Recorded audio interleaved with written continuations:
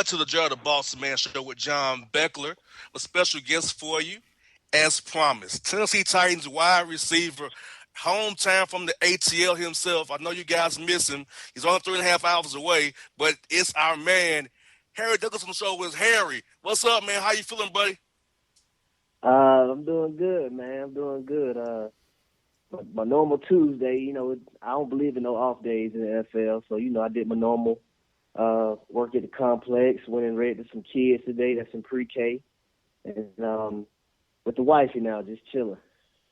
I hear that, Harry, and I'm gonna tell you, man.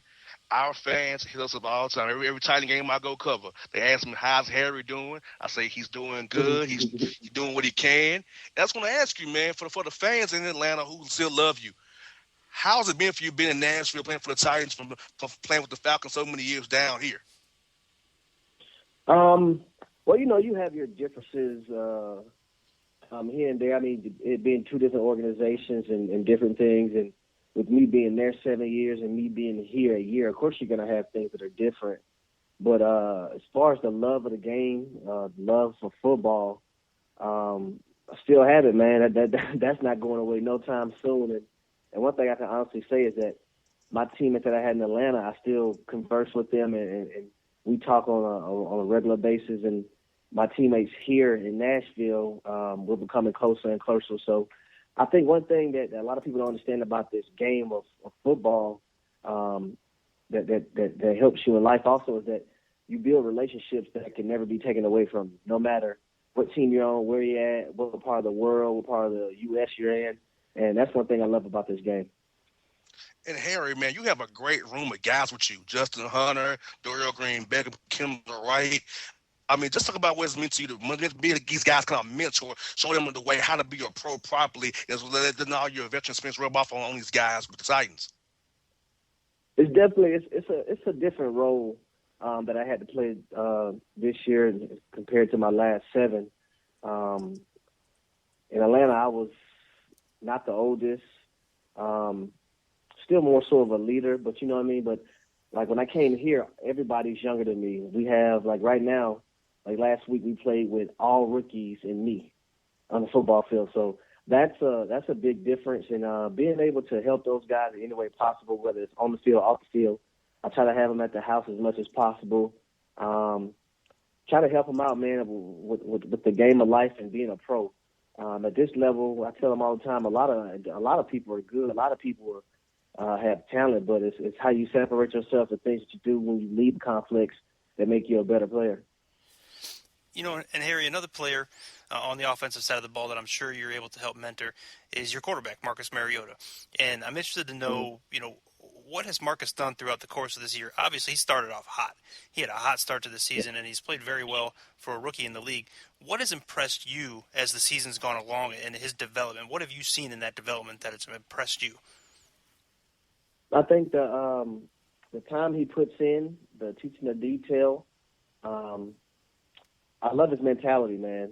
It's funny because, and being around him more, you see it now. Like you always knew he was a competitor, but everybody think he's just quiet, silent for the lamb. He speaks when he needs to. You know when he means business. You know what I mean? And it's good to see that in a young quarterback. And for him, he can only get better.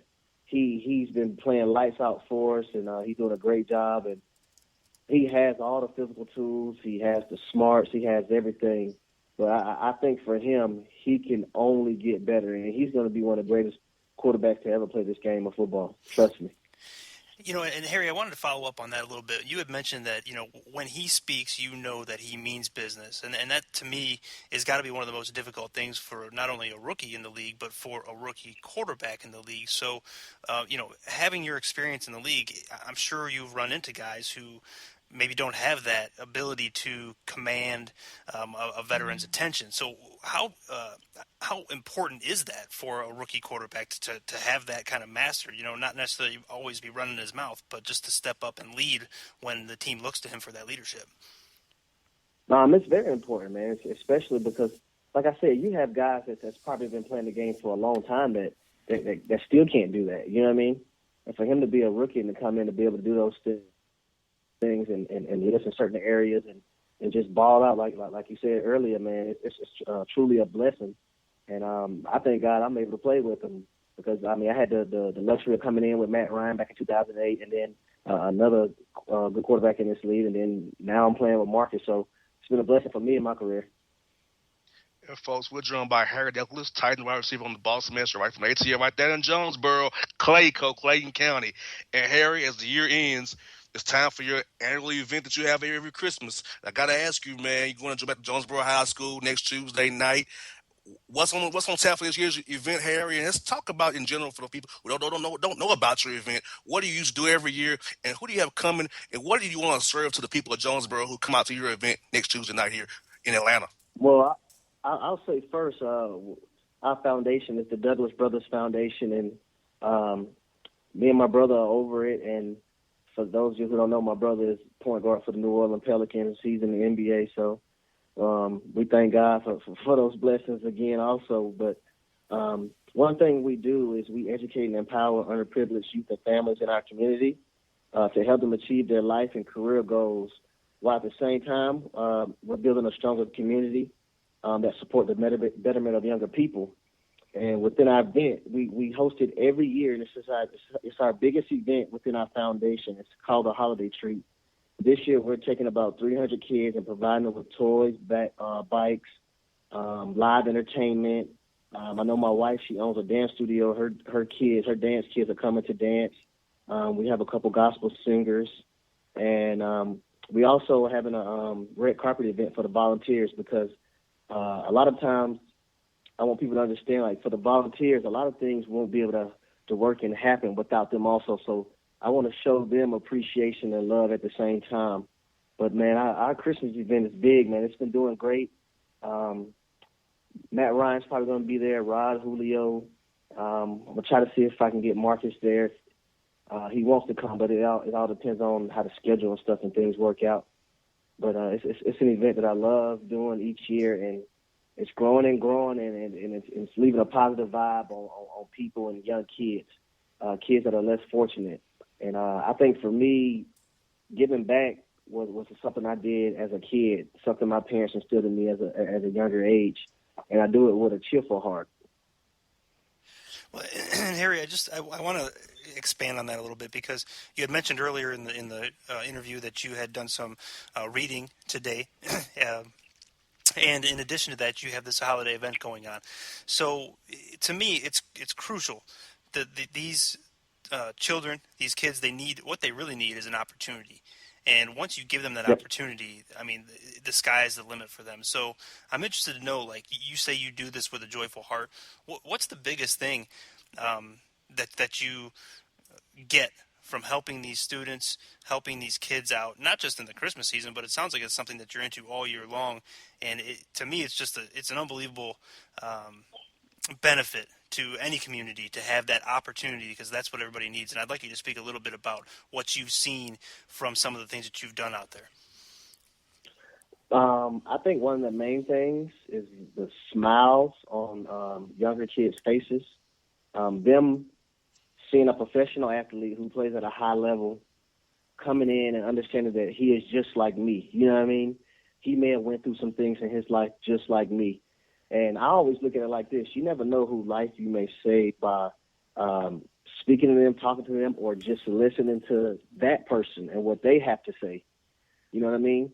And I think that brings so much joy to my heart, man, because as I was telling somebody earlier today when I was reading to the pre-K kids, these kids now, they're our future. So if we don't build them up and teach them things, then how can we fault them for certain things that go on down the line? You know what I mean? If no one's trying to make a difference and better their lives at the same time. Because not everybody has a mom and dad in their household. Not everybody grows up this way or that way. I mean, you're going to have challenges in each person's life. And even people who do grow up in those situations, everybody has challenges. It's just taking on those challenges and understanding and believing in yourself and understanding that people are in your corner and that you have people that are on high plateaus that have been through those same things also.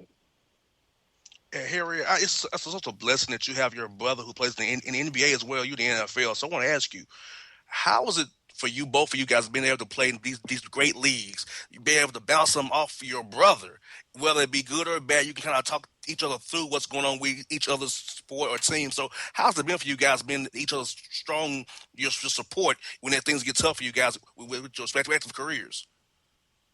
Man, listen, it's a relationship that I joke with people about it all the time. I said, boy, it's so great for me and him because we're best friends, we're brothers, and it's hard for a lot of people to understand a lot of things because they're not in the situations or in the sport or in the profession. You know what I mean? So when we talk, it may be jibber jabber to everybody else, but me and him understand everything that's going on. And man, I think one thing that hits my heart the most is my brother telling me he looks up to me and I'm one of his role models. You know what I mean? That's big for me. So I watch and everything I do and try to lead by an example for him. And then even with my nephew, man, he wants to do everything I do. Every pair of shoes I get, he wants. He wants everything to be like Uncle Harry. So setting an example for my brother and my nephew and younger ones is big. And then having a brother, man, playing in the NBA is tremendous. And I give a lot of the credit to my mom and dad because they built a great foundation for our family.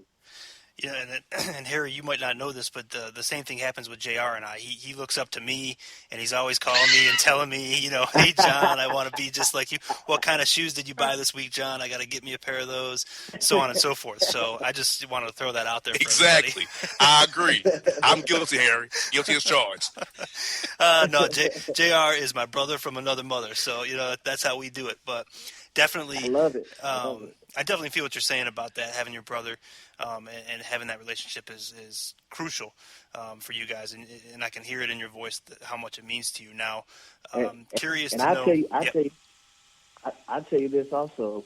It's crazy that my brother only watches football because I play it, and wow. It's crazy because, like, I order the NBA channel, so when I'm not able to go to his games, I order NBA channel so we could be out somewhere, and I tell my wife, hey, we need to hurry up and eat. I got to get home and watch my brother's basketball game. You know what I mean? Like, I watch all his games. When I'm not able to make it, he'll go to a sports bar and watch all my games or order it on the TV when he's not able to, make my games. So it's, man, that brotherly love, man, that bond can never be broken by anybody. I don't care who it is. Now, here's a question for you. If you're watching one of his ball games and he happens to drive the lane and takes a hard foul, do you raise up in your seat and try to write down the name of the dude who fouled him? Get some retribution. I'll tell you this: in high school, I did, and if somebody fouled my brother hard, I was gonna get a foul because I was coming after him the next play. Right. But nowadays, I just be like, "Hey, you tough, get up." You got a brother that plays football. Hey, get up. I take worse hits than that on every play, so get up and get going. You know it. Well, Harry, just curious to know, that the Music City Bowl is something that's going to probably catch your attention with the Cardinals in that. And I'm just curious if you're going to be in the place for that Music City Bowl. And also, have you had a chance to check out Rick Pitino and the basketball team? They may make another deep run in March Madness. Are you still tuned in to that aspect of your life? Listen, I am movable to the depth of me. I may make an appearance and watch the bowl game. I definitely follow the basketball team. I was actually watching the women's basketball game the other day because they have a girl that's from Georgia named Asia Durr. That was a McDonald's All-American. I was checking her out and just to follow up on Louisville women's basketball. But man, I watch baseball. I watch it all, man. Anything that has to do with Louisville, I'm a diehard Louisvillian, however you say it. Now, Harry, last question for you, buddy. Carolyn Freeman, the Bird Lady, wanted me to ask you this question. What is your favorite moment from the Bird Lady that you remember from your time with the Falcons? So give us your top Bird Lady moment you ever seen ever from her. When she hits that hootie. Hootie-hoo! When Bird Lady says that hootie-hoo, that gets me hyped. Listen, when she comes on the show, Harry, and she hits the hootie hoo, we have to like dial back the microphone because she hits it so hard, like it'll blow your ears up, bro. Oh, that is hilarious. Yes, indeed. Well, Harry, man, I thank you for your time today, Harry, and good luck against the Patriots. I hope you all can pull that off up there in New England, and I'll see you Tuesday at the event. I look forward to it. And, man, anytime you want to come on the show, man, you're welcome to come on anytime you want to. But anything you want to do, we got you, buddy. All right, I want to say thank you to all the Nashville, all the Titans fans, and all the Falcons fans who still support me. Much love, man. It means a lot. Thanks so much, Harry. Have a good day, buddy. All right, thank you. All right. And, folks, Titans wide receiver, Harry Douglas on the Bossman Show, the Bossman Radio Network. Great interview with Harry Douglas. Well, Bossman Show coming up after the break. Shade